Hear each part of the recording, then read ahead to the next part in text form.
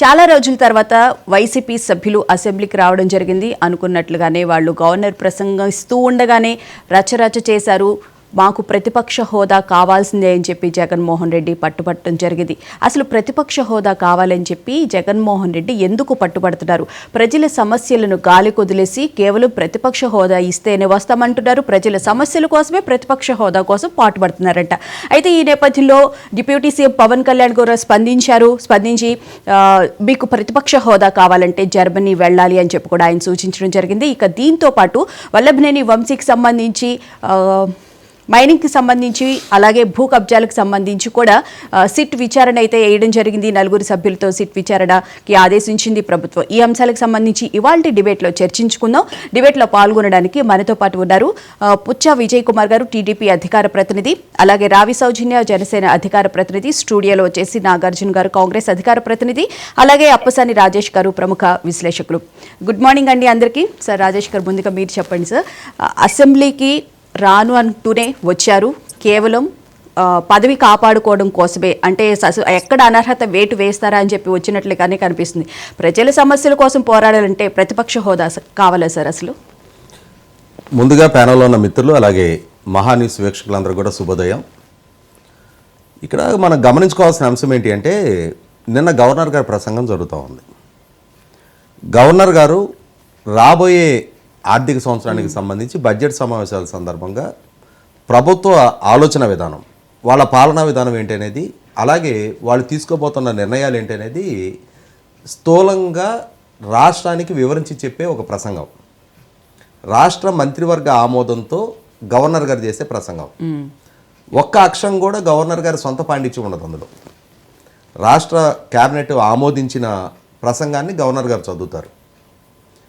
అంటే రాబోయే ఆర్థిక సంవత్సరానికి సంబంధించి ప్రభుత్వం ఏ విధానాలను ఎంచుకుంటా ఉంది, అవి ప్రజారంజకంగా ఉన్నాయా, ప్రజా కంటకంగా ఉన్నాయా, ప్రభుత్వ పాలసీస్ ప్రజలకి అనుగుణంగా ఉన్నాయా, ఎన్నికల ముందు చేసిన వాగ్దానాలకు అనుగుణంగా ఉన్నాయా లేదా అని చెప్పని ఆ ప్రసంగ సారాంశాన్ని విని దానిలో లోటుపాట్ల గురించి ప్రభుత్వాన్ని విమర్శించవచ్చు. గవర్నర్ గారి ప్రసంగాన్ని గవర్నర్ గారి చేత కూడా అసత్యాలు పలికించారు అని చెప్పని సహజంగా ఎప్పుడైనా సరే ప్రతిపక్షం నుంచి వచ్చే రెగ్యులర్ విమర్శ అది. అలాగే ఇవాళ ప్రతిపక్ష హోదా ఉందా, ప్రతిపక్ష స్థాయి ఉందనేది పక్కకు పెడితే మీకంటూ 11 మంది శాసనసభ్యులు ఉన్నారు. ఇక్కడ ఈ 11 మంది శాసనసభ్యులు కలిసి ప్రజల కోణంలో ఆలోచించి గవర్నర్ గారి ప్రసంగం సయీసారం లేదు, మీరు ఎన్నికల ముందు చేసిన వాగ్దానాలకు అనుగుణంగా లేదు, ఈ అంశాల్లో మీ వైఫల్యాలు ఉన్నాయని చెప్పని నిర్దిష్టంగా మీరు ఎత్తి చూపిన అంశాలు ఏమైనా ఉన్నాయా? మీ పాత్ర అది కదా. యాక్చువల్గా ఇవాళ సమావేశాలకు హాజరయ్యారు, సమావేశాలకు వచ్చిన తర్వాత మాకు ప్రతిపక్ష హోదా ఇవ్వండి అని చెప్పని గవర్నర్ గారి దగ్గరికి వెళ్ళి డిమాండ్ చేశారు తప్ప, అయ్యా గవర్నర్ గారు ప్రభుత్వం మీ చేత చిలక పలుకులు పలికిస్తూ ఉంది, ప్రభుత్వం ప్రజలను వంచిస్తూ ఉంది, మిమ్మల్ని కూడా మభ్య పెడుతున్నారు అని చెప్పని నిర్దిష్టమైన సాక్ష్యాధారాలతో ఏదైనా గవర్నర్ గారి దృష్టికి తీసుకెళ్లారా?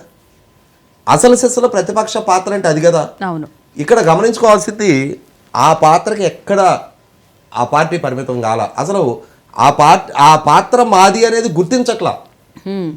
మాకు హక్కుభుక్తంగా ప్రతిపక్ష హోదా రావాలి, ప్రతిపక్ష హోదా వస్తేనే జగన్మోహన్ రెడ్డి గారు అసెంబ్లీకి హాజరవుతారు.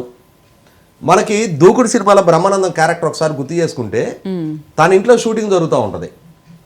ఆ షూటింగ్కి 2-3 రోజులకు ఒకసారి అడ్డుపెట్టి షూటింగ్ జరగనీయకుండా చేసి కండిషన్స్ పెడతా ఉంటాడు. మీ హీరోకి ఏ భోజనం పెడితే నాకు కూడా అదే పెట్టాలి, మీ హీరో పక్కన నాకు కూడా చేరేయాలి, నేను డైలాగులు సరిగ్గా పలకలేకపోయినా మీరు డబ్బింగ్లో కవర్ చేసుకోవాలి అని చెప్పని రకరకాల కండిషన్స్ పెడతా ఉంటాడు. సేమ్ టు సేమ్ ఇవాళ జగన్మోహన్ రెడ్డి గారిది కూడా, ముఖ్యమంత్రి గారికి ఎంత టైం ఇస్తే నాకు అంత టైం ఇవ్వాలి, ముఖ్యమంత్రి గారు కారు లోపలికి వస్తే నా కారు కూడా లోపలికి రానివ్వాలి, నాకు ప్రజలు 11 స్థానాలు ఇచ్చారు, ఈ 11 స్థానాల స్థాయికి పరిమితం అయ్యి నా పాత్ర నేను పోషిస్తా. ఎందుకంటే ఇవాళ ఉమ్మడి రాష్ట్రం నుంచి మనం చాలామంది నాయకులను చూసాం.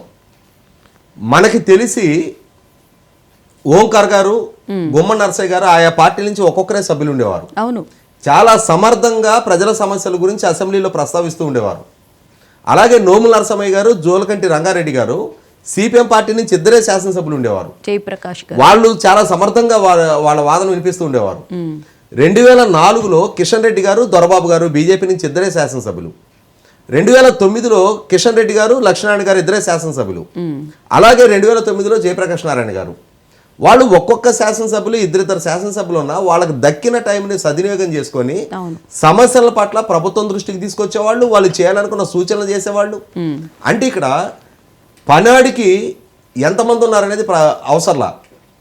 పనికిమాలిన వాళ్ళకి అంటే వాళ్ళకి వాళ్ళ సామర్థ్యం మేరకు పని చేయాలి అనుకోని వాళ్ళకి ఎంతమంది ఉంటే మాత్రం ఉపయోగం ఏంటి? వివరం మాలిన వాళ్ళు ఎంతమంది ఉంటే ఏంటి? ఇక్కడ ఒక అంశం గుర్తు చేసుకోవాల్సింది ఏంటి అంటే తెలుగుదేశం కూటమి, ఎన్డీఏ కూటమి వాళ్ళు 175 స్థానాలకు పోటీ చేస్తే 164 మంది నెగ్గారు. ఆ నెగ్గని 11 మంది దురదృష్ట జాతకులు.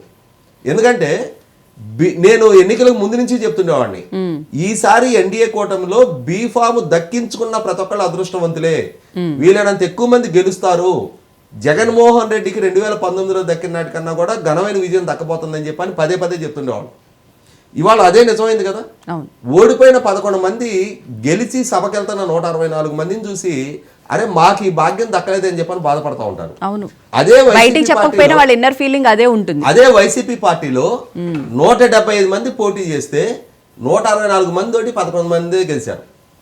ఇవాళ ఆ 164 మంది ఈ 11 మంది శాసనసభకి వెళ్ళి ప్రభుత్వాన్ని నిలదీస్తా, వాళ్ళకి వ్యక్తిగతంగా పేరు తెచ్చుకుంటా, వాళ్ళు రాణిస్తా ఉంటే ఆ 164 మంది కుమిలిపోయేవాళ్ళు. ఇప్పుడు ఏమైంది? ఓడిన మేము, గెలిచిన వాళ్ళు అందరూ రోడ్ల మీద తిరుగుతున్నాం కదా. ఎవరు శాసనసభకి వెళ్ళేది లేదు, శాసనసభ్యులుగా ప్రభుత్వాన్ని నిలదీసేది లేదు, మా హక్కులు వినియోగించుకునేది లేదు.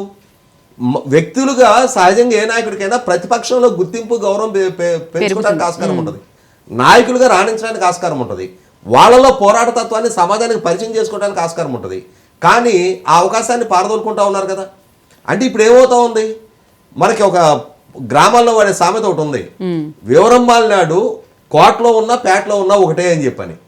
ఇవాళ సభకు హాజరు కాని శాసనసభ్యులు గెలిచి ప్రయోజనం ఏంటి? ఓడిన 164 మంది కంటే వీళ్ళు ఏ విధంగా అదనపు క్రెడిబిలిటీ వీళ్ళకు ఉంది? ఇవాళ వాళ్ళ ప్రజలు వీళ్ళని ఎంపిక చేసి పంపిస్తా ఉన్నారు. గుర్రం గుడ్డిదైనా దానా కొదవలేదు అన్నట్టుగా 8 నెలలుగా శాసనసభకు హాజరు కావటంలా.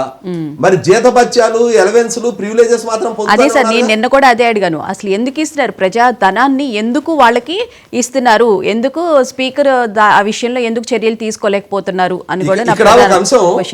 జగన్మోహన్ రెడ్డి గారు 5 సంవత్సరాలు పాలన కొనసాగించిన సందర్భంలో ఆయన అమ్మఒడి అని చెప్పని ఒక పథకాన్ని అమలుపరచడం కోసం విద్యార్థులకి 75% హాజరు కంపల్సరీ అని చెప్పని కండిషన్ పెట్టాడు.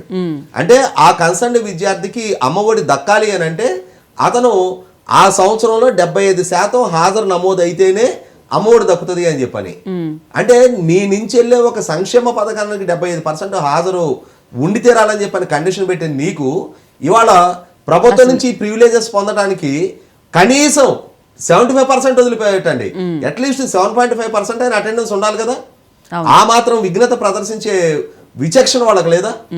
100కి 100 పాళ్ళు జగన్మోహన్ రెడ్డి గారు తాను చెడింది గాక తన పార్టీ నాయకుల రాజకీయ భవిష్యత్తు కూడా పణంగా పెడతా ఉన్నాడు. ఇవాళ వాళ్ళలో విరూపాక్ష లాంటి వాళ్ళు, తాడిపత్రి చంద్రశేఖర్ లాంటి వాళ్ళు మొట్టమొదటిసారిగా శాసనసభకి ఎన్నికయ్యారు. వాళ్ళకి కూడా ఆ జాబ్ సాటిస్ఫాక్షన్, అరే ప్రతిపక్షంలో ఇవాళ ప్రభుత్వాన్ని నిలదీసే అవకాశం మాకు దక్కకుండా పోతుంది అని చెప్పని వాళ్ళు కూడా చాలా నైరాశ్యంలో ఉన్నారు. ఇదే వైఖరి జగన్మోహన్ రెడ్డి గారు కనుక కొనసాగించిన పక్షంలో ఖచ్చితంగా ఆయనకాయనే ఆయన శాసనసభ పక్షంలో పెను చీలికకి కారకుడవుతాడు. నాగార్జున గారు, ముఖ్యంగా ఏపీసీసీ అధ్యక్షురాలు షర్మిల గారు కూడా జగన్మోహన్ రెడ్డి గారి గురించి వ్యాఖ్యానించడం జరిగింది. ఆయన 11 మంది ఎమ్మెల్యేలతో 11 నిమిషాలు మాత్రమే అసెంబ్లీకి వెళ్ళడం జరిగింది. ప్రజల సమస్యల గురించి పట్టించుకోరా అని చెప్పి పదే పదే నిలదీస్తున్నప్పటికీ కూడా ఆ పార్టీలో చలనం అయితే ఉన్నట్లుగా కూడా అనిపించట్లేదు. ఏమంటారు మేడం? నిన్న ఒక ప్రముఖ ఛానల్లో మేడం మా షర్మిలమ్మ ట్వీట్ చేసిన తర్వాత జగన్మోహన్ రెడ్డి గారి దగ్గర నుంచి మెసేజ్ వచ్చింది. ఏమని? మేము అసెంబ్లీకి వెళ్తామని చెప్పి సాక్ష్యం మీడియాలో వచ్చింది. వచ్చి రాగానే నేను ఆ రోజు ఏదైతే ఒక ప్రముఖ ఛానల్కి వెళ్ళినప్పుడు కూడా మేము కేక్ కట్ చేసుకున్నాం మేడం. అరే మా జగనన్నలో ఎంత మార్పు వచ్చిందా, అతను అసెంబ్లీకి వెళ్తున్నాడు, క్వశ్చన్ చేస్తున్నాడు, ఎవరైతే గవర్నమెంట్ ఉందో గవర్నమెంట్ క్వశ్చన్ చేస్తానని చెప్పి మేము చాలా సంబరపడ్డాం, చాలా కేక్ కట్ చేసుకున్నాం మేడం. తీరా చూస్తే జగన్మోహన్ రెడ్డి గారు అసెంబ్లీకి వెళ్ళి 11 నిమిషాలు కూడా ఉండలేదు మేడం. అదేందో అర్థం కాదు. ఆయన కూర్చున్న బ్లాక్ కూడా 11 బ్లాక్ మేడం. ఇంత ఇది ఎందుకు అవుతుందో అర్థం కాదు మేడం. అసలు ఈయన అసెంబ్లీకి వెళ్ళినప్పుడు ఈయన ఏం క్వశ్చన్ చేయాలి? నాకు ప్రత్యేక ఇది కావాలి, ముందు ఏం చేయాలి? మీరు మనం మిర్చి అడిగి వెళ్ళా అన్నావు, ఆ సమస్య ఉంది కదా, గవర్నర్ ప్రసంగం కాగానే ఫస్ట్ అది అడగాలి కదా. ప్రజల ప్రాబ్లమ్స్ ఏందో అవి అడిగిన తర్వాత నువ్వు అడుగు, నీకేం కావాలి నువ్వు అడుగు. ఎందుకని నువ్వు ప్రజాస్వామ్యంలో ఉన్నావు కాబట్టి, నువ్వు ఒక ఎమ్మెల్యేగా పోటీ చేసి గెలిచావు కాబట్టి, ఒక ఎక్స్-సీఎం కాబట్టి, ప్రజలకు ఏం అవసరమో ఆ రోజు సెషన్ మొత్తంలో ప్రజలకు ఏం అవసరమో, ప్రజలకు ఏం కావాలో వెళ్ళావు కదా. ప్రజలకు కావాల్సింది ముందు అడిగిన తర్వాత చివరిగా నీకేం కావాలో అది అడగాలి. అవును. కానీ నువ్వేం చేస్తున్నావు? నీకు ఒక పాస్పోర్ట్ అవసరం ఉందని చెప్పు, ఇంకొక అవసరం చెప్పు, నీకు ఒక ప్రోటోకాల్ వస్తుందని చెప్పేసి ప్రజల అవసరాలని, ప్రజల ఇబ్బంది, ప్రజలు ఏ సమస్యలు ఫేస్ చేస్తున్నారో అవి పక్కన పెట్టి నువ్వేమడుతున్నావు? ఫస్ట్ నాకు కావాల్సింది నాకు ఇవ్వండి, నాకుంటే చాలు, ప్రజలకు ఏమైనా అవసరం లేదు, ప్రజలు నేను పట్టించుకునే విధంగా వీళ్ళు ఎలా మాట్లాడతాడు మేడం? నిజంగా ప్రజలు ఈరోజు ఛానల్ చూస్తున్నారు. ఈరోజు దాంతోపాటు వైసీపీ సోదరులు కూడా ఒకసారి అర్థం చేసుకోవాలి. అరే మా అన్న అసెంబ్లీకి వెళ్ళి ఏం చేశాడు, ఎలా వెళ్ళారు కదా, వెళ్ళినప్పుడు ఏం చేయాలి? ఎవరైనా గవర్నర్ ప్రసంగం జరిగితే ఏం చేయాలి? అసలు అబద్ధాల నిజాల ముందు ఆయన చెప్పిన దాకా విని ఆ తర్వాత ఏం చేయాలి? సార్ నాకు 11 మంది ఎమ్మెల్యేలు ఉన్నారు కదా అంటే ఏం చేయాలి? ఒక్కొక్క ఎమ్మెల్యేకి 2 నిమిషాలు చెప్పిన 11 ఎమ్మెల్యేకి ఒక అట్లీస్ట్ ఒక 22 నిమిషాలు కాకపోతే ఒక 20 నిమిషాలు నాకు టైం ఇవ్వనని చెప్పి మీ ఎమ్మెల్యేలు మొత్తం టైం నువ్వు తీసుకొని ఏం చేయాలి? సార్ గవర్నర్ గారు ఇవి చేశారు, ఇవి తప్పులు, వీళ్ళు తప్పులు మాట్లాడి నువ్వు నిరూపించాలిగా. నిరూపించి ఏం చేయాలి? నేను కాక మనం నువ్వు 2 సమస్యల మీద పోరాడడం అని చెప్పుకుంటున్నాను. ఒకటి తప్పుడు కేసు అంటున్నావు, ఇంకోటి అయితే మిర్చి సమస్య అంటున్నావు. సార్ మిర్చి మీద గుంటూరు రైతులు కానీ అక్కడ ఉన్న ఏరియా రైతులు కానీ ఈ ప్రాబ్లం ఫేస్ చేస్తున్నారు సార్, ఇది ఇష్యూ సార్, దీని మీద చెప్పి నువ్వు అడ్రస్ చేయాలి కదా. అడ్రస్ చేసి అంతా అయిపోయిన తర్వాత వాళ్ళు ఏ సమాధానం చెబుతారు అది విన్న తర్వాత అప్పుడు నెక్స్ట్ నువ్వు అడగాలి కదా. ఏమని అడగాలి? మాకు అపోజిషన్ లెటర్ ఇవ్వండి, మా పరిస్థితి ఇలా ఉంది, ఎందుకంటే ఇంతకు ముందు నీకు 2-3 క్వశ్చన్లు అడిగాను, మాకు సఫిషియంట్ టైం ఇవ్వట్లేదు. సో మీరు ఇందాక అడిగారు కదా అసెంబ్లీకి రావాలి జగన్ వచ్చాం, వచ్చి ఏం చేస్తాం? మేము క్వశ్చన్ చేసినప్పుడు మీరు టైం ఇస్తున్నారు లేదో ప్రజలు చూస్తున్నారు కదా. సో మీరు సఫిషియంట్ టైం ఇవ్వలేదు కాబట్టి మా ప్రాబ్లం ఇదే, అందుకే మేము అసెంబ్లీకి రావట్లేదు, దయచేసి ఇప్పుడన్నా మాకు ప్రతిపక్ష నేతగా మమ్మల్ని గుర్తించండి, మాకు అది ఇవ్వండి చెప్పి వీళ్ళు అడగాలి కదా. అడగరు. అసలు అడగకుండా డైరెక్ట్గా ఇవ్వండి ఎవరిస్తారు మేడం? నువ్వు పని చేసి ఇందాక పెద్దలు అన్నట్టు పని మంత్రులు కోటలో ఉన్నవాడు పేటలో ఉన్నవాడు సామెత ఉంటుంది. నువ్వు పని మంత్రి అన్నప్పుడు ఇందాక లిస్ట్ చెప్పారు పెద్దలు, జేడీ గారి నుంచి కొంతమంది లీడర్స్ చెప్పారు, ఒక ఎమ్మెల్యే ఉన్నా 2 ఎమ్మెల్యే ఉన్నా ఆ పార్టీలో ఉన్న వాళ్ళు వెళ్ళారుగా, పోరాడారు కదా, వాళ్ళ ప్రభుత్వం చాటి చెప్పారు కదా. అలాగే నీకు 11 మంది ఎమ్మెల్యేలు నువ్వు ఎందుకు వెళ్ళరా మేడం? ఒక చిన్న ఎగ్జాంపుల్ చెప్తాను మేడం. కంబైన్డ్ ఏపీలో టోటల్గా 294 ఎమ్మెల్యే సీట్లు ఉంటే ఆ రోజు వైఎస్ఆర్ గారు చనిపోయినప్పుడు ఆయన ఇది జగన్మోహన్ రెడ్డి గారికి కానీ వాళ్ళ కుటుంబానికి సపోర్టెడ్గా 18 మంది ఎమ్మెల్యే సంథింగ్ ఇదా బై ఎలక్షన్ జరిగింది మేడం. అందులో విజయం గారు పోటీ చేశారు. వైసీపీ తరఫున విజయం గారు యాజ్ ఎమ్మెల్యేగా యాజ్ వైసీపీ ఫ్లోర్ లీడర్గా పోటీ చేస్తే అప్పుడు మాకు ఎన్ని సీట్లు వచ్చాయి మేడం? 17 సీట్లు వచ్చినాయి. దాంతో మళ్ళీ ఇండియన్ నేషనల్ కాంగ్రెస్కి 2 సీట్లు వస్తే టీఆర్ఎస్కి ఎన్ని వచ్చినాయి? అప్పుడున్న ఇప్పుడు బీఆర్ఎస్ అప్పుడు టీఆర్ఎస్కి 1 సీట్ వచ్చింది. 15 సీట్లు ఏది 294 ఎమ్మెల్యే సీట్లు ఉన్నప్పుడు మాకు జస్ట్ వైసీపీకి ఎన్ని వచ్చినాయి మేడం? 15 సీట్లు వచ్చిన విజయం గారు డేరుగా ఒక ధైర్యవంతురాలుగా అప్పటిదాకా ఆమెకి అసలు ఎక్స్పీరియన్స్ లేకపోయినా వెళ్ళి ప్రజల సమస్య కానీ ఇంకో సమస్య వెళ్ళి పోరాడింది. జస్ట్ 15 మంది ఎమ్మెల్యేలు ఉండి పోరాడితే నీ తల్లి ఉన్న ధైర్యం కూడా, నీ తల్లి చూపించిన ఇది కూడా నువ్వు చూపించలేకపోతే ఎందుకు భయపడుతున్నావు? ఆ రోజు మరి నువ్వు అన్నట్లే మరి అమ్మ మనకి టైం ఇవ్వరు, మీరు అసెంబ్లీకి వెళ్ళొద్దు ఆగనండి, మరి మీ అమ్మకి ఎందుకు చెప్పలా? కానీ అప్పుడు విజయం గారు ప్రజా సమస్యల గురించి ప్రస్తావించి, కానీ ఇక్కడ గత 5 సంవత్సరాలు చేసింది ఏంటి? చంద్రబాబు నాయుడు గారిని, పవన్ కళ్యాణ్ గారిని ఎవరిని పడితే వాళ్ళని మాటలతో దూషించడం కదా, అందుకని మోహం చెల్లట్లేదు. అదే దూషించారు, మరి నేనేంది నన్ను కూడా దూషిస్తారు? నువ్వు వెళ్తే కదా దూషించేది లేదు తెలిసింది. ఇంకొక విషయం మేడం, ఇదే ప్రజల సమస్య మీద విజయం గారు పోరాడుతుంటే మధ్యలో బొత్స సత్యనారాయణ ఎంత ఒలగరగా మాట్లాడారు మేడం. ఈ కొరియన్ స్టార్ ఎందుకు అంటున్నారంటే ఈ కొరియన్ సినిమాలు మాకు అర్థం కావు, ఈ పెద్ద మనిషి మాట్లాడే లాంగ్వేజ్ మాకు అర్థం కాదు, అందుకే అతను కొరియన్ స్టార్ అంటావు. ఈ కొరియన్ స్టార్ ఏం మాట్లాడారు? ఎంత గుబుత్సాకారంగా మాట్లాడారు, ఎంత అసహ్యంగా మాట్లాడారు. అదే సమస్యల మీద పోరాడుతూ విజయం గారి మీద ఎంత అసహ్యంగా మాట్లాడారు మేడం. అలాంటి మాట్లాడిన నా తండ్రితో సమానము, నాకు అల్లాంటి వాడు, నేను మినిస్టర్ చేశాను, నేను మళ్ళీ ఒకసారి ఎమ్మెల్యే చేస్తున్నాను, ఈరోజు ఫ్లోర్ లీడర్ చేశాను చెప్పి పక్కన పెట్టుకొని మాట్లాడుతున్నాను మేడం. ఇతను ఈరోజు ప్రెస్ మీట్లు కూడా నిన్న అతనితో పెట్టించుకుని మాట్లాడు. అంటే చూడండి, మీ అమ్మగారు పోరాటాలు చేస్తేనేమో ఆమెకి టికెట్ ఇవ్వకుండా మీ అమ్మగారు మీ తండ్రి గారు తిట్టిన అతనికి నువ్వు టికెట్ ఇచ్చావు. అంటే ఎవరికి ఇక్కడ క్యారెక్టర్ లేదు. నువ్వు నిజంగా ప్రజా సమస్యల మీద చిత్తశుద్ధి ఉంటే ఆ రోజు విజయం గారు వెళ్ళి పోరాడినట్టు నువ్వెందుకు పోరాడడం లేదు? అంటే నువ్వు పార్టీ నడపడానికి అనర్హుడివి, నీకు ఎటువంటి వైఎస్ఆర్ గారి వారసత్వం కానీ విజయం గారి వారసత్వం లేదు. మా అయితే వాళ్ళ డబ్బులకు వారసత్వం కావచ్చు కానీ నీకు వాళ్ళ వారసత్వం లేదని ప్రజలు స్పష్టంగా క్లారిటీగా అర్థమవుతుంది మేడం. ఇంకపోతే కూటమి అంటే కూటమి ఇన్ ద సెన్స్ ఇక్కడ బీజేపీ వాళ్ళు లేరు. బీజేపీ వాళ్ళు ఉంటే డైరెక్ట్గా అడిగేవాడిని మేడం. సరే జనసేన వాళ్ళు ఉన్నారు, టీడీపీ వాళ్ళు కూడా సమాధానం చెప్పాల్సిందే, ఎందుకంటే వాళ్ళ కూటమిలో సభ్యులు కాబట్టి. మా జగన్మోహన్ రెడ్డి గారు చాక్లెట్ ఇస్తేనే అసెంబ్లీకి వస్తా అన్నట్టు, అది స్కూల్కి వస్తానట్టు, ఆయన ప్రతిపక్ష హోదా ఇస్తేనే స్కూల్కి వస్తా. సరే ఇవ్వండి, ఆయన పెద్ద పొడవడానికి ఏముంది, ఆయన వచ్చి పొడిచేది లేదు. ఏం చేస్తాడు ఆయన ఎంత పనివంతుడో ఏంటో అని చెప్పి ఆయన ప్రూవ్ చేసుకుంటాడు. ఇన్ ద సెన్స్ ఏంది, ఆయన ఎంత వర్క్ చేస్తారు ఏందో ఈ చేత్తో ఈ కండుతో ఈయన పొడుచుకుంటాడు. ప్రజలకు అర్థమైంది కదా ఆయన ఎలా ఫైట్ చేస్తాడు, ఎన్ని అబద్ధాలు ఆడతారు ఏంటని. మీకు ఈరోజు ఇంత మెజారిటీ ఉంది కదా, అపోజిషన్ లీడర్ ఇస్తే ఏమైంది? సరే ప్రజలు ఇవ్వలేదు, ప్రజలు ఇవ్వకపోయినా పెద్ద మనిషి చేసుకొని మీరు ఇవ్వండి. ఇస్తే ఆయన అసెంబ్లీకి వస్తుంటే ఆయన ప్రజా సమస్య మీద ఎలా పోరాడుతున్నారు, ఎలా క్వశ్చన్ చేస్తున్నారు, ఎన్ని అబద్ధాలు ఆడుతున్నాడు ఏందని చెప్పి మీరు బయట పెట్టవచ్చు, ప్రజలకి అర్థమైంది. దాంతోపాటు కాంగ్రెస్ పార్టీ, పాత కాంగ్రెస్ పార్టీ ఎవరైతే కార్యకర్తలు ఉన్నారో మేము జగన్మోహన్ రెడ్డి గారితో ఉండలేము, ఇంత అబద్ధాలు 11 స్థానాలు వచ్చినా కానీ ఈయన ఎందుకు మారలేరు, ఈయన క్యారెక్టర్ ఇదా, ఏంతో కలిసి మనం నడవాలని చెప్పి ఆటోమేటిక్గా వాళ్ళు బయటకు వస్తారు. చెప్పండి రాజేష్ గారు. ఇప్పుడు నాగార్జున గారు జగన్మోహన్ రెడ్డి గారు 1-4 సార్లు అడుగుతున్నారు కాబట్టి అని చెప్పని జాలి తెలిసి ఇవ్వమని చెప్పని చెప్తా ఉన్నారు. కొన్ని అసెంబ్లీ అనేది కొన్ని రూల్స్, కొన్ని కన్వెన్షన్స్కి అనుగుణంగా నడుస్తుంది. వ్యక్తుల ఇష్టాలకు అనుగుణంగా నిర్ణయాలు జరగవు. ఇవాళ ఒక ఎగ్జామ్లో 35 మార్క్స్ పాస్ మార్క్ అని పెట్టిన తర్వాత ఆ 35 సెక్యూర్ చేసుకొని తీరాలి.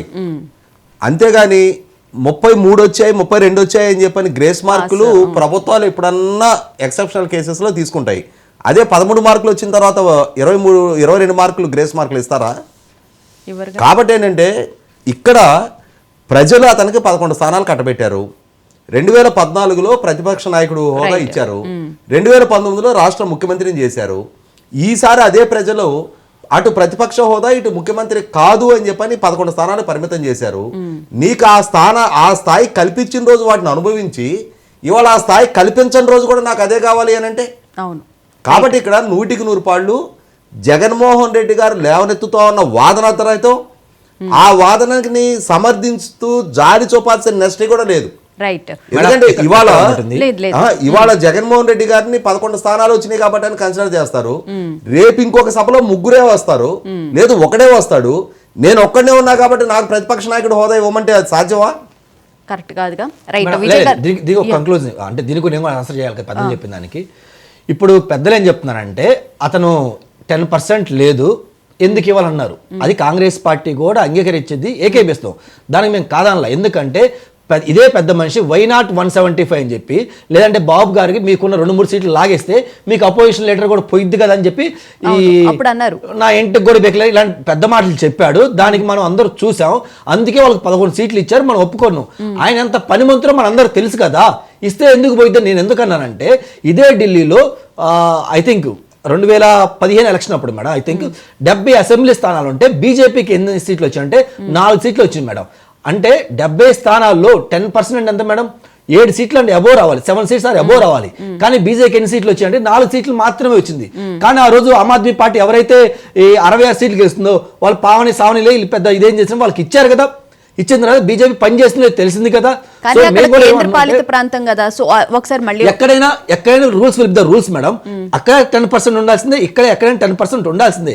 ఇవ్వాలని మ్యాండేటరీ ఏం కాదు మేడం, ఇవ్వాలని మ్యాండేటరీ ఎక్కడ లేదు. ఆ ముఖ్యమంత్రి కానీ ఆ లీడర్ కానీ డిసైడ్ చేస్తాడు ఇవ్వాలా ఇవ్వకూడదు అని చెప్పేసి. సో మేమేమనమంటే ఇవ్వండి, పోయేదే ఉంది. ఆయన అసెంబ్లీకి వస్తారు కదా, క్వశ్చన్ చేస్తారు కదా, మీకు కావాల్సింది ఏముంది, రావాలి జగన్ కావాలి జగన్ అంటాడు, వస్తాడు, కూర్చోబెట్టండి, ఆయన చేసిన తప్పుడు మొత్తం ఎండగట్టండి. ఎండగట్టిన తర్వాత ఏం చేస్తారు, ఆయన ఏ అబద్ధాలు చెబుతారు, ఏ నిజాలు చెబుతారు. ఒకసారి విజయ్ గారిని కూడా అడుగుదాం. విజయ్ గారు, ఏంటండి ఆయన ప్రతిపక్ష హోదా ప్రజల సమస్యల కోసం పోరాటం కోసమే అని చెప్పి డిమాండ్ చేస్తూ ఉన్నారు. ఇక్కడ ప్రతిపక్ష హోదా మరి ఇచ్చే అవకాశంగా ఆలోచించే అవకాశం ఉండొచ్చు అంటారా? స్పీకర్ ఏమైనా నిర్ణయం తీసుకోవచ్చు అంటారా? ఏమంటారు మీరు? గుడ్ మార్నింగ్ భువన్ గారు, ప్యానల్ ఉన్న పెద్దలకి, మా న్యూస్ చూస్తున్న ప్రేక్షకులందరూ కూడా నమస్కారం. స్పీకర్ గారు తీసుకున్నందుకు ఏమీ ఉండదండి. ఎందుకంటే ఇప్పుడు జగన్మోహన్ రెడ్డి అసెంబ్లీకి వచ్చింది కారణం కూడా ఏంటి అంటే ఆర్టికల్ 101 క్లాస్ 4 ప్రకారంగా అసెంబ్లీకి రాకపోతే ఇమీడియట్లీగా సభ్యతాన్ని రద్దు చేసే అవకాశం ఉంది. కాబట్టి పరుగులు పెట్టుకొని నిన్న వచ్చాడు. అయితే ఇంకొకటి ఏంటంటే జగన్మోహన్ రెడ్డి తెలియని విషయం ఏంటి అంటే నిన్న కేవలం గవర్నర్ గారు ప్రసంగం అంటే వీళ్ళు అటెండెన్స్ పడినట్టు కాదు అక్కడ. మళ్ళా ఈ రోజు వెళ్తేనే ఈ రోజు నుంచి స్టార్ట్ అవుతుంది. వెళ్ళి ఏదో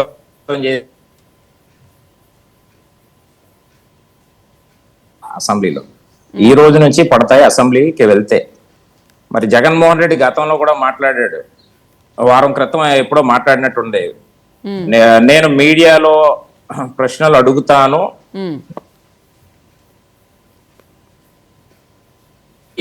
ఈ విజయ్ గారు మీ ఆడియో బ్రేక్ అయిపోతూ ఉందండి. ఎవరో చదవలేనటువంటి చదువు చదివాడు. కాబట్టి ఏంటంటే ఈయనకి కొత్త రూల్స్ తీసుకొస్తా ఉంటాడు అనమాట. ఎందుకంటే ఈయన తాత రాజారెడ్డి రాజ్యాంగాన్ని అమలు చేసాడు ఈ 5 సంవత్సరాల కాలంలో. బాబాసాహెబ్ అంబేద్కర్ గారి రాజ్యాంగం లేదు 5 సంవత్సరాల్లో. ఈయన తాత రాజారెడ్డి రాజ్యాంగాన్ని ఈయనే చిత్రీకరించేసి సృష్టించేసి రాష్ట్రంలో నడిపినటువంటి పరిస్థితి మనం చూసాం. కానీ ఈ రోజు సిగ్గు లేకుండా అసలు మీరు నిన్న చూశారు, ఇందాక సోదరులు ఎవరు నాగార్జున గారు అంటా ఉన్నారు బ్లాక్ 11 అంటున్నారు. సోదర బ్లాక్ 11 కాదు, బ్లాక్ 12. అది 12 లో కూర్చున్నారు వాళ్ళు. కాకపోతే 11 లో కూర్చుంటే బాగున్నాం, ఎందుకంటే వాళ్ళ చెల్లి శర్మిల గారు కూడా పాపం బాగానే సెటైర్లు వేశారు.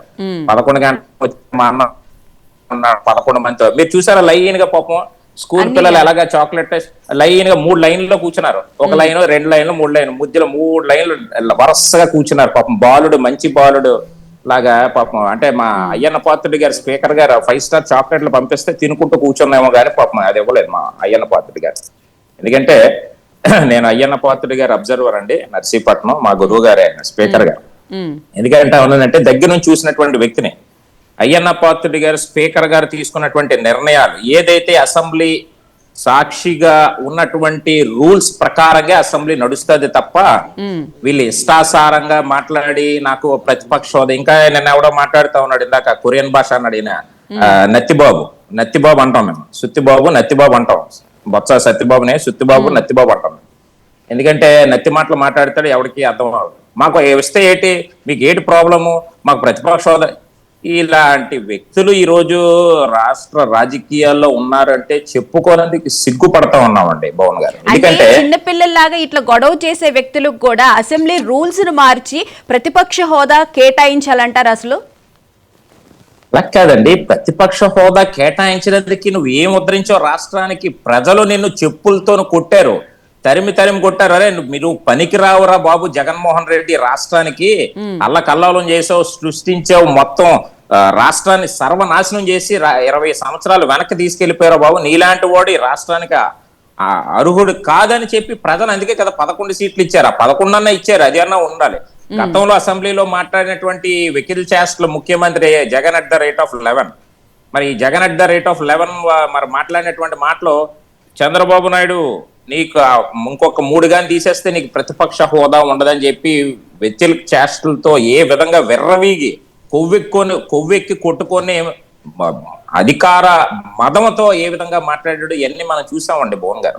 ఈ రోజు ఏ విధంగా మాట్లాడుతూ పక్కన ఉన్నటువంటి సుత్తిబాబు సత్యబాబు ఎవడో ఇది కాంగ్రెస్ లోని ఎంత సీనియర్లుగా పిసిసి అధ్యక్షుడిగా మంత్రులుగా పనిచేసినటువంటి సుత్తిబాబు అన్న చెప్పాలి కదా, ఓర్ నాయనా ఎవర్రా బాబు అసెంబ్లీ రూల్స్ నియమాలు పాటించాలరా మనం అని చెప్పి చెప్పాలి కదండి. ఇలాంటి పనికిమాల వ్యక్తులు కూడా పక్కన కూర్చొని అటు జగనం మధ్యలో సుత్తిబాబుని కూర్చోబెట్టి 3 లైన్లు 3 వరుసల్లో కూర్చున్నది. అంటే మినిమం ఆలోచన అవగాహన లేకుండా అసలు నాకు అనిపిస్తా ఉంది ప్రజలు ఎలాగ ఓట్లేశారు ఎలాంటి అవగాహన లేనటువంటి వ్యక్తులకి అని. ఎందుకంటే ఒక ఛాన్స్ ఇద్దామని ఇచ్చారు, కానీ నేర్చుకోవాలి. ఈ రోజు అసెంబ్లీకి కూడా కొత్తగా ఎమ్మెల్యే అయినటువంటి యంగ్స్టార్స్ అందరూ కూడా 80 మంది ఈరోజు శాసనసభలో అడుగు పెట్టారు భువన్ గారు. అలాంటి వాళ్ళందరికీ కూడా స్పీకర్ గారు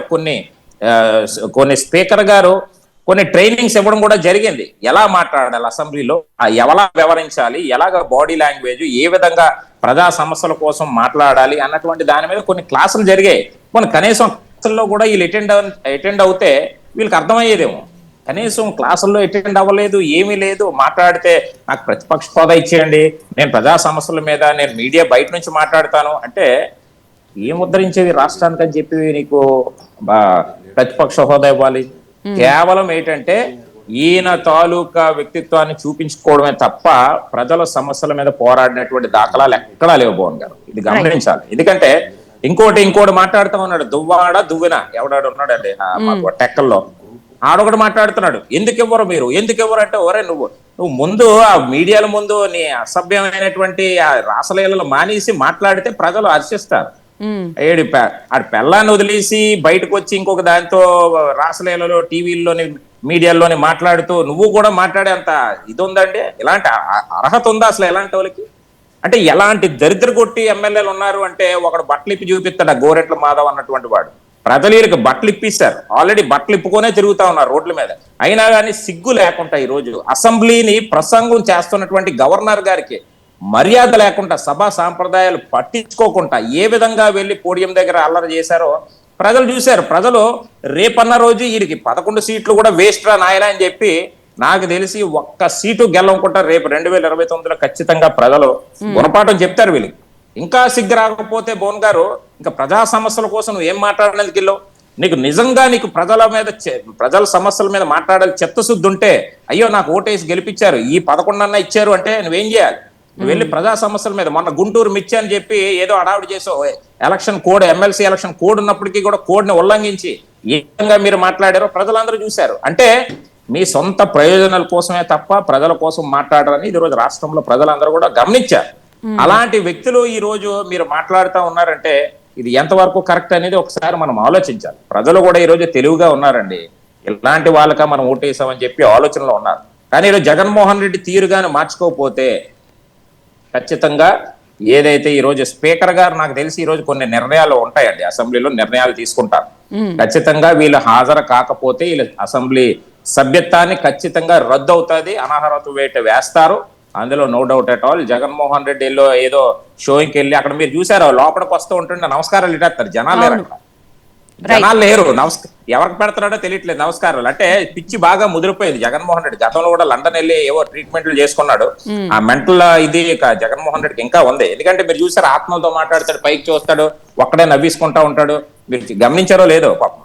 అంటే ఇలాంటి పిచ్చి వాళ్ళు ఈ రోజు రాష్ట్రానికి అవసరం లేదనేది మనకు క్లియర్ గా క్లారిటీగా అర్థమవుతుంది. అసెంబ్లీకి వెళ్ళి నువ్వు నిజంగా బాలుడు మంచి బాలుడు అనుకుంటే నువ్వు ప్రజా సమస్యల మీద మాట్లాడు, ప్రజా సమస్యల మీద మాట్లాడు, ప్రజల కోసం మాట్లాడితే ప్రజలు హర్షిస్తారు. ఇప్పటికన్నా నీకు ఆ 11 సీట్లని కాపాడుకో, అంతే తప్ప ఈరోజు కూటమి మీద ఏదో మాట్లాడేసి, కూటమి అంటే ఈరోజు రాష్ట్ర ప్రజలు 93% స్ట్రైక్ రేటు, 57% ఓటింగ్, 175 నియోజకవర్గాలకు 164 మ్యాండేటరీ ఇచ్చారంటే నీకు సిగ్గుపడాలి, సిగ్గుతో చచ్చిపోవాలి అసలు. ఇలాంటి చేసుకోకుండా ఈరోజు అసెంబ్లీకి మంచిగా వెళ్ళి కూర్చొని మాట్లాడితే ప్రజలు హర్షిస్తారని అనుకుంటా ఉన్నాను. రైట్. సౌజన్య గారు గుడ్ మార్నింగ్ అండి. గుడ్ మార్నింగ్ అండి. మేడం, నిన్న పవన్ కళ్యాణ్ గారు ఒక విషయం చాలా క్లియర్గా చెప్పారు, ప్రతిపక్ష హోదా కావాలి అనుకుంటే కనుక జర్మనీ వెళ్ళమని చెప్పి.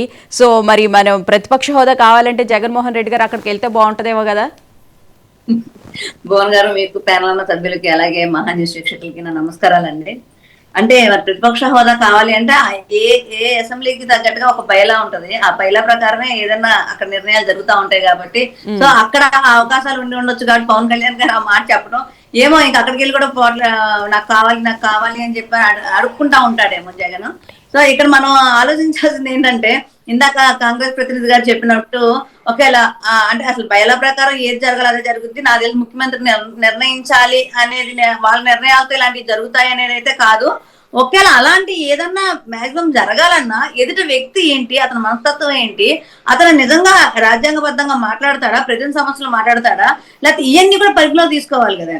నిన్న గవర్నర్ ప్రసంగం కూడా పూర్తిగా ఆయన గవర్నర్ గారు ప్రసంగిస్తున్నారు, ఆయన భవిష్యత్తు కార్యాచరణ గురించి చెప్పబోతున్నారు.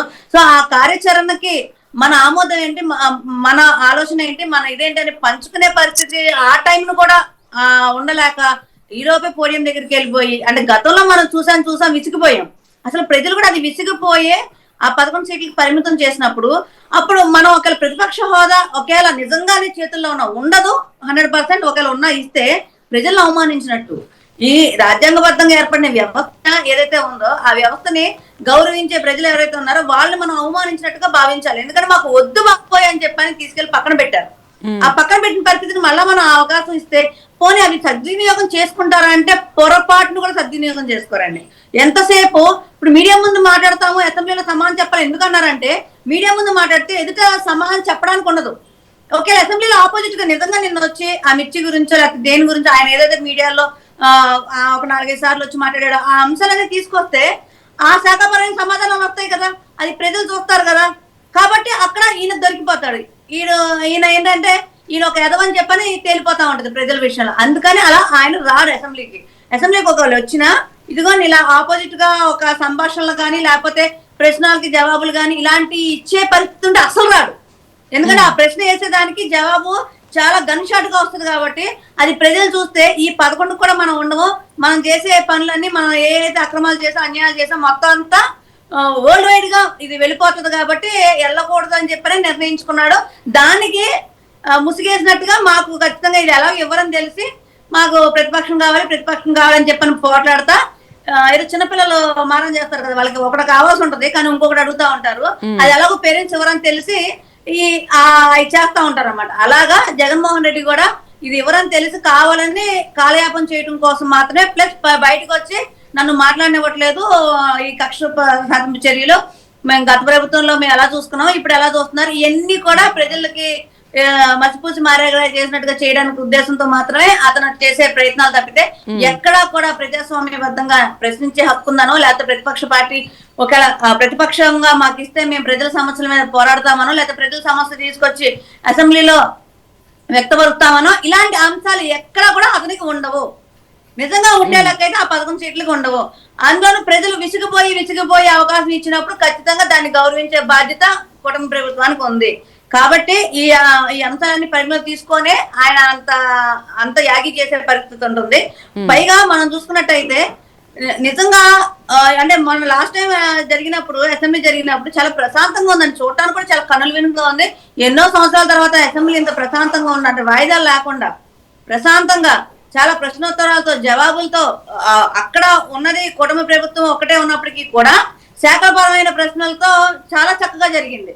అసలు కన్నుల విందుగా ఉంది, ప్రజలు కూడా వింటున్నారు ఇక్కడ ఏంటి ఈ శాఖలో ఏం జరుగుతుంది, ఈ శాఖలో ఏం జరుగుతుంది, వీళ్ళు అడిగే క్వశ్చన్స్ కి వీళ్ళు ఆన్సర్స్ చెప్పడం ఇలా జరుగుతుంది. నిన్న 10 నిమిషాలకే అలా అయిపోతే ఇంకేంటండి పరిస్థితి. వైసీపీ వచ్చింది 10 నిమిషాలు కూడా లేదు, ఈ లోపే అక్కడ పోడియం దగ్గరికి వెళ్ళిపోయి ఏమంతా ఘోరాలు జరిగిపోయినాయి, ఏమంతా అన్యాయాలు జరిగిపోయినాయి అని చెప్పని పోడియం దగ్గర దాకా వెళ్ళిపోయి వాకౌట్లు చేయటం నిజంగా ఇవన్నీ ఏంటంటే వాళ్ళకి అలవాటు అయిపోయి కదా. ప్రభుత్వంలో మాట్లాడితే టీడీపీ వాళ్ళు ఉన్నప్పుడు వాళ్ళ సభని వాయిదా వేసుకోవటాలు, వాకౌట్లు చేసుకోవటాలు, అసలు మనుషులు కనీసం నియోజకవర్గ సమస్యలు కూడా మాట్లాడలేకుండా చేయటాలు, చంద్రబాబు నాయుడు గారిని అవమానించి అసలు main captain of the ship అన్నట్టుగా ఆయన పంపించేయడాలు బయటికి, ఇవన్నీ చూస్తా ఉంటే మరి అసలు వాళ్ళు దేనికి పనికి వస్తుందని చెప్పి అంటాను. మేము గత ప్రభుత్వంలో 1 సీట్ అది కూడా లేదండి మాకు, కానీ మేము ప్రశ్నించలేదా, మేము అధికారంలోకి రాలేదా, ఎందుకు అలా ప్రజల సమస్యల మీద ఎందుకు ప్రశ్నించలేవు? ఒక ప్రెస్ మీట్ పెట్టారంటే 100 తప్పులు ఉంటాయి దాంట్లో. లేదా కనీసం ఎదుట మీడియా వాళ్ళు ఎవరైనా క్వశ్చన్ చేస్తారంటే మన క్వశ్చన్ చేసి ఎక్కడ కూడా ఆ ప్రెస్ మీట్లు ఉండవు, ప్రశ్నోత్తరాలు అస్సలు ఉండవు ఆయన పెట్టే ప్రెస్ మీట్లో. ఎందుకు ఉండవు అంటే మళ్ళీ క్వశ్చన్స్ మీడియా ప్రతినిధులు క్వశ్చన్ జరిగితే ఆన్సర్ చెప్పడానికి మన దగ్గర మన స్క్రిప్ట్ ఉండదో లేకపోతే ఏముండదో మనకు తెలియదు. ఇలాగా ఉన్న వ్యక్తి అసలు వచ్చి మాకు ప్రతిపక్షం ఇవ్వలేదని చెప్పని ఒక బురద జల్లే కుటుంబ ప్రభుత్వం మీద బురద జల్లే కార్యక్రమం చేస్తున్నాడు అంటే అసలు నిజంగా అతను ఏమనుకుంటున్నాడు? 11 సీట్లు పరిమితం అయ్యాడు, ఇంకా ఆ 11 సీట్లకే ఉందాం అనుకుంటున్నాడు, లేకపోతే ఇంకా తగ్గిపోయి అంటే 1కో 2కో వచ్చి లేదంటే ఈ 38% 8%, 3% ఉండే పరిస్థితి ఉంటుందో తప్పితే మన ఓటమి యొక్క బాధ్యత ఏంటి, మనం ఎందుకు ఓడిపోయాము, 151 ఇనామస్ గా ఇచ్చిన పరిస్థితి, అందులోనూ జనసేన నుంచి తీసుకెళ్లిన ఎమ్మెల్యేలు, టీడీపీ నుంచి తీసుకొచ్చిన వాళ్ళే, ఇది ఒక ప్యాక్ గా 120 మంది పైకి ఉన్న పరిస్థితిలో ఎందుకు మనం 11 సీట్లు పడిపోవాల్సి వచ్చింది అనేది ఒక ఆత్మ విమర్శను కూడా చేసుకోకుండా ఇంకా కుటుంబ ప్రభుత్వమే పడి ఆడడమే, ఇంకా ఇంకా ఇంకా ఈ అబద్ధ బతుకులు, ఈ సోషల్ మీడియాలో పిచ్చి రాతలు, పిచ్చి అంశాలు తీసుకురావడం, ఇవన్నీ మనం చూస్తా ఉన్నట్టయితే ఇతనికి బుద్ధి రాదు, జ్ఞానం లేదు, రాజ్యాంగం పట్ల గౌరవం లేదు, వ్యవస్థల పట్ల అవగాహన లేదు. ఇతనా మనం ఎన్నుకున్నది గతంలో, ఇతనా ఇలాంటి వ్యక్తినా ప్రజలు సీఎం చేసింది. కనీసం సీఎం చేసిన తర్వాత అయినా సరే ఆయన తాత రాజ్యాంగం కాకుండా మనకు ఒక రాజ్యాంగం ఉంది, అంబేద్కర్ గారు రచించిన రాజ్యాంగం ఉంది, ఆ రాజ్యాంగం బద్దంగా మనం పరిపాలన చేయాలనేది పక్కన పెట్టేసి వ్యవస్థలను నాశనం చేసేసి ముందుగా ఆ వ్యవస్థల్లో ఏదైతే అధికారులు ఉన్నారో మీరు చెప్తే నమ్మరు పవన్ గారు, అధికారులు ఎవరో కూడా సరిగ్గా పనిచేసే పరిస్థితి లేదు. ఎందుకు ఈ మాట నేను గంటాపదంగా చెప్తున్నానంటే జనవరిలోకి వచ్చే కొన్ని అంశాలు ఏవైతే ఉంటాయో ఆ అంశాల పరంగా మేము ఫోన్లు చేసినప్పుడు అధికారులకి అసలు చిన్న చిన్న పనులు కూడా గబుక్కుమని వెంటనే చేసే పరిస్థితి ఉంటుందా అన్నట్టుగా ఒక అనుమానం కలుగుతా ఉంది.